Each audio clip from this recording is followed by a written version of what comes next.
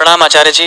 मैं Bhagavad Gita online course में आपके सानिध्य में सीख रहा हूँ। आपने हाल ही में स्वधर्म के 2 भागों के बारे में बताया। पहला, भारी व्यवस्था को ठीक करना मन को, और दूसरा, मन को शुद्ध करना। मैंने कृष्णमूर्ति ओशो तथा आपकी वीडियोस तथा किताबों का भरपूर अध्ययन किया है।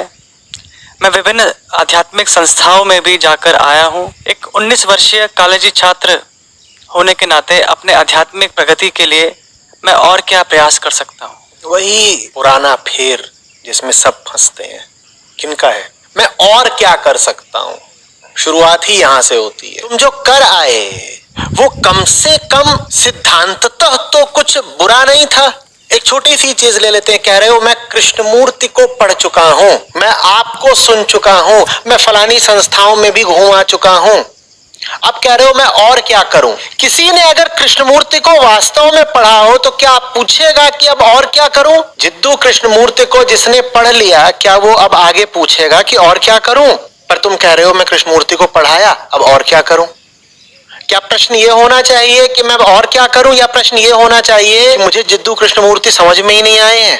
पीछे का काम जो किया है वही गड़बड़ है। अब आगे करोगे तो और गड़बड़ ही करोगे भाई। मैं तुम्हें 5 और मुक्त पुरुषों के नाम बता सकता हूं, इनको पढ़ लो। 4 संस्थाओं में हो आए हो, मैं तुम्हें बता सकता हूं, आओ भाई यहाँ एक और संस्था है, कुछ दिन इसमें भी रह करके सेवा करके देख लो।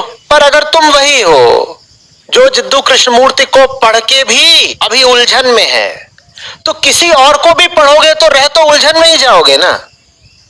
लेकिन तुम ये नहीं कह रहे कि मुझे कृष्णमूर्ति को पढ़ना आया नहीं। बड़ी ठसक के साथ दावा कर रहे हो मैंने उनको पढ़ लिया, निपटा दिया, कृष्णमूर्ति को निपटा दिया, और क्या करूं?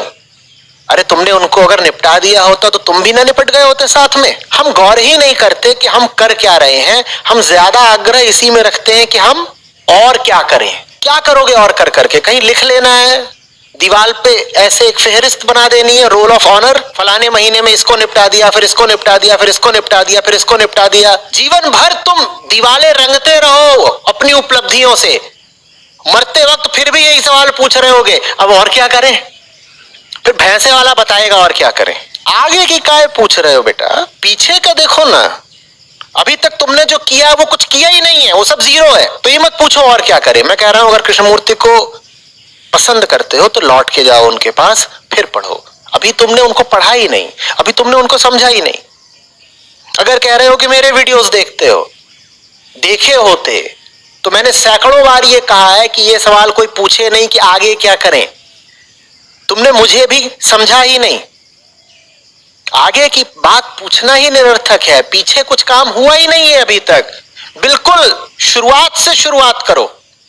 ये दंभ मत रखो कि मैं इतनी यात्रा तो कर ही आया हूं, बताइए आगे की यात्रा कैसी होगी। सर्वप्रथम विनम्रता के साथ मानो कि अभी तुमने कोई यात्रा करी ही नहीं है।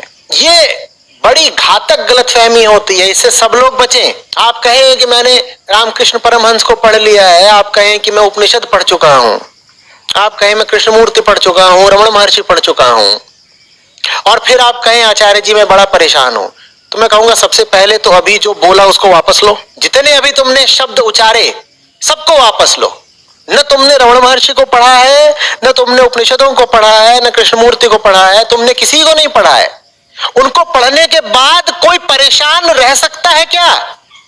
पर तुम कह रहे हो मैं इतना इतना पढ़ाया, इतने साल का मेरा अध्यात्म हो गया, मैं अभी भी उलझन में हूं, परेशान हूं। इसका मतलब तुम्हारा अध्यात्म अभी शुरू ही नहीं हुआ है। तुम व्यर्थ ही अपने आप को झाड़ पर चढ़ाते रहे कि मैं इतना जान गया और उतना जान गया।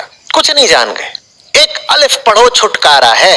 जिसने पढ़ा होता है उसके पढ़ने में ये ताकत होती है, इतने से में मुक्त हो जाता है। जानने वालों ने कभी नहीं कहा है कि विशाल होना चाहिए तुम्हारे अध्ययन का क्षेत्र।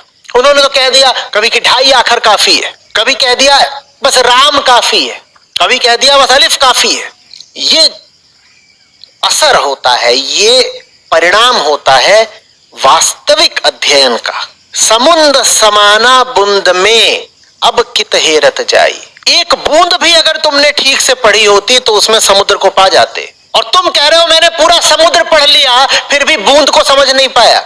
निश्चित रूप से शब्दों में तैर रहे थे, गहरे गोता मारा नहीं, समुद्र पूरा यूं ही दूर दूर से देख लिया या चुल्लू में पानी भर के उछाल दिया, जैसा समुद्र किनारे बच्चे करते हैं। और वो कह रहे हैं कि मैं तो पूरे समुद्र को जानता हूं। जानने वाला ऐसा होता है कि उसे पूरे समुद्र की जरूरत भी नहीं पड़ती, एक बूंद काफी होती है। समुद्र समाना बूंद में एक बूंद काफी होती है। एक सूत्र, एक श्लोक, एक पन्ना, एक पुस्तक, उतने में काम हो जाता है अगर वास्तव में पढ़ा हो। कई बार तो एक नजर, अगर नजर मिलाने को तैयार हो तो बिल्कुल शुरुआत से शुरुआत करो। कुछ नहीं जानते हम, कुछ नहीं पढ़ा, अब हम जानना चाहते हैं बात क्या है, और 50 जगह मत भटको, ये संस्था वो संस्था इत्यादि। 10 जगह गड्ढा खोदने से पानी नहीं आ जाता। एक जगह पकड़ लो और वहां गहरी खुदाई करते जाओ, पानी मिलेगा। जो लोग 10 दरवाजों पर खटखटा रहे होते हैं ना, उन बेचारों की त्रासदी यही होती है। वो ऐसे होते हैं जैसे कि कोई 10 जगह गड्ढा खोदे, 10 जगह गड्ढा खोदे 10-10 मीटर, और कोई एक ही जगह 100 मीटर खोद डाले। श्रम और समय तो दोनों का बराबर का ही लग गया ना। बस एक प्यासा मरेगा और दूसरे को कुआं भर मिलेगा, और दूसरे को तो हो सकता है 100 मीटर खोदना भी ना पड़े। कौन सा कुआं 100 मीटर गहरा होता है, पर यह पक्का है कि 10 मीटर में तो पानी नहीं पाओगे। ये ग्रंथों का अपमान है कि उनको एक बार पढ़ करके किनारे रख दो। ये बड़ी अहंकारपूर्ण उक्ति है कि मैंने पढ़ लिया, मैंने कृष्णमूर्ति को पढ़ लिया, मैंने गीता पढ़ ली, कि मैंने बाइबल पढ़ ली, कुरान पढ़ ली, जो भी आपका चुनिंदा ग्रंथ है। ये कभी खत्म नहीं होते, इनमें लगातार जाते रहना होता है। वो ग्रंथ मैंने कहा ना, उसी दिन खत्म होते हैं जब उनके साथ आप खत्म हो जाते हैं। पर हम अपने आप को बड़ा शक्तिशाली और ज्ञानी और प्रतिभाशाली मानते हैं। हम कहते हैं कि बस पन्ने पलट लिए कमेंट्रीज ऑन लिविंग के, तो हम तो जान गए कृष्णमूर्ति किस स्रोत से बात करते थे। भारत में इसीलिए परंपरा रही है पाठ की, जप की, मंत्र की। एक चीज ले लो और उसको दोहराते जाओ, दोहराते जाओ, दोहराते जाओ, दोहराते जाओ। तुम बदलते जाओगे, तुम बदलते जाओगे तो जो मंत्र है उसके नए नए अर्थ तुम्हारे सामने खुलते जाएंगे। आर्ष वचन कभी चुक नहीं जाते, उनमें अनंत क्षमता होती है। वो देते ही रहेंगे, तुमको देते ही रहेंगे, देते ही रहेंगे। तुम उन्हें लांघ करके कभी आगे नहीं बढ़ सकते। इसीलिए उनकी संगति करी जाती है, उनको सीढ़ी की तरह नहीं इस्तेमाल किया जाता।